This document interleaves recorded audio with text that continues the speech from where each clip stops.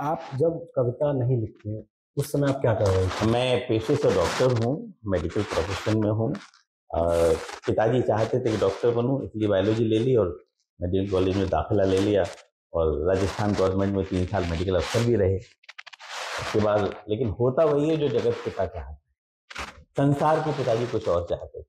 संसार के पिताजी चाहते थे कि हम कवि बने, तो हम कवि बन गए।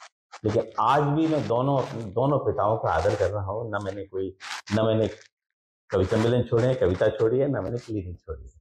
आज भी मेरी क्लिनिक है, क्लिनिक के पेशेंट आते हैं, मेरा अटेंडेंट मेरी अटेंड में देखता है और कवि सम्मेलन में मैं अपनी भावनाओं को कविताओं के माध्यम से जनता के सामने रखता हूँ। प्रेम के कवि और लोगों के जिस्म के डॉक्टर, आप मतलब आप दिल और शरीर दोनों का ख्याल रखते हैं। प्यारे भाई, दोनों में दर्द का इलाज होता है, चाहे वो कविता हो चाहे वो डॉक्टरी पेशा हो, दर्द का इलाज दोनों में है। इसलिए मुझे बहुत आसानी होती है दोनों कामों को करने में, कोई उलझन नहीं है। आप युवा कवियों को क्या संदेश देंगे कि वो कैसे मंच तक आ पाएँ? क्योंकि सोशल मीडिया तक तो उनकी पहुँच हो ही गई है, मंच तक कैसे आएँ? क्या आप उनको बताना चाहोगे? दोस्त, जरूरी नहीं है सोशल मीडिया पे जितने हैं सब चल ही रहे हैं, मंच पर भी जितने हैं सब चले रहे हैं, ऐसा भी नहीं है। जिसके अंदर खुशबू है उस खुशबू को कोई भी रोक, मुट्ठी में बंद कर लेंगे इत्र की शीशी तो फिर भी खुशबू बाहर निकलेगी। इसलिए हम ये सोचें कि हम किसी की प्रगति में बाधक बनेंगे, ऐसा कतई नहीं हो सकता। जिसके अंदर स्किल है वो आगे आएगा। लेकिन हाँ, मैं अपनी तरफ से एक बड़ा होने के नाते ये जरूर कह सकता हूँ, 42 साल का अनुभव है मेरा मंचों पे, इतना जरूर कह सकता हूँ कि जहां आपके अंदर बनावटी बनाया वहां आप खत्म हो जाएंगे। इसलिए अपनी खूब पढ़िए पहले, फिर खूब सुनिए। अब तो आपके पास बहुत अच्छा मीडियम है, यूट्यूब है, आप जिस कवि को क्लिक करेंगे वो सामने आ जाएगा।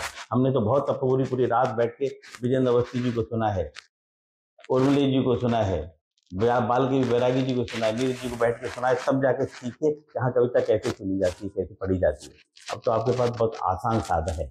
इसलिए पहले खूब पढ़िए इन कवियों को, फिर यूट्यूब पे जाके देखिए कैसे परफॉर्म करते हैं, और मन के अंदर ईमानदारी रखिए, किसी का दिल मत दुखाइए, बड़े लोगों का सम्मान करिए, विनम्रता रखिए।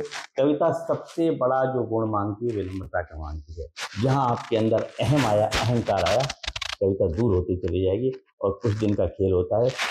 ये यश बहुत ज़्यादा दिन तक नहीं रहता। ये जितनी भी प्रसिद्धि है वो बहुत दिन तक नहीं टिकती।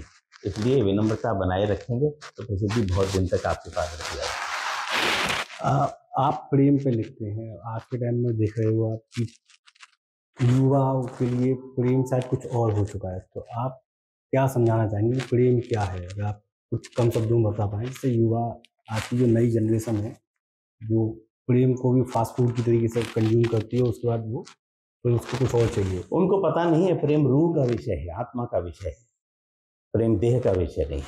जो आजकल की पीढ़ी है वो देह का विषय मान बैठी है प्रेम को, ऐसा कतई नहीं है। और जहाँ आप सुपरफिशियली प्रेम को करेंगे तो जल्दी ही खत्म हो जाएगा। रूह से जो आत्मा से जो प्रेम होता है वो सदियों तक याद रहता है। देखा मैंने आपको शुरू में पंक्ति सुनाई, 25 वर्ष बाद है वो, अगर रूह का प्रेम न होता तो 25 वर्ष बाद वो फीलिंग्स आती? कतई नहीं आती। 25 वर्ष में तो 25 प्रेमिकाएं बदल देते हैं आजकल लोग। तो ये शरीर का विषय नहीं है, ये मन का विषय है, आत्मा का विषय।